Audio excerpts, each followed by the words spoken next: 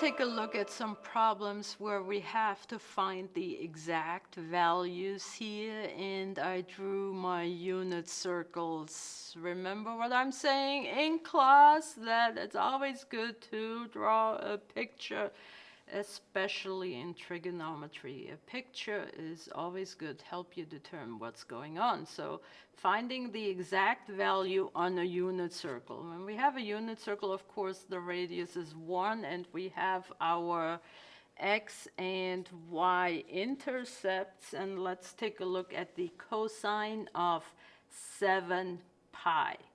Now, the cosine is defined as being the x value of our ordered pairs. Now we have to know exactly where 7 pi is located. So we start at 0, and we go 1 full revolution, that's 2 pi, another one 4 pi, another one, a third one is, right now we are at 6 pi, but we need 7 pi, so that means we have to add half a circle or half an angle to it, and we end up right here at this point, -1 comma 0. So 7 pi is, first of all, 3 full revolutions and then 1/2 revolution, and we end up at -1, 0. And as I mentioned, the cosine is defined for the x value. So in this case, the x value of my x-intercept here is -1. That means the cosine of 7 pi is -1. Okay, cool. Next problem. I have 2 tangents here. Let's go to the tangent of 6 pi. Okay, the tangent, remember, is defined as x over y. I'm just going to write this out here. Maybe I should have said that here as well. The cosine of our angle theta is x. So let's take a look. 6 pi, how many full revolutions is that? Well, 1 full revolution is 2 pi times, so that would be 2, 4, 6. So where do we end up? We end up right here at our point 1 comma 0.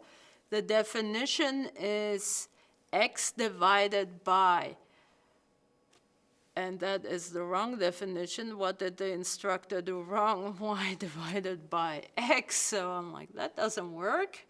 Well, we get 0 divided by 1, which in this case is 0. 0 divided by 1, y over x is 0. Let's take a look at the tangent of pi over 2. Pi over 2 is 90 degrees, or different color. Our angle is right here, pi over 2. So in this case, we end up at 0, 1. That is our ordered pair. The definition is y divided by 0. So the tangent at pi over 2, guess what, is undefined. The tangent is undefined at pi over 2. While we're at it, why not find the cotangent of pi over 2? Which is x over y, or the reciprocal 0 over 1. 0 divided by 1 is 0. Okay, let's take a look at the next one. We have the secant of 8 pi. How many full revolutions is that? 2, 4, 6, 8. 4 times we're going around in the circle.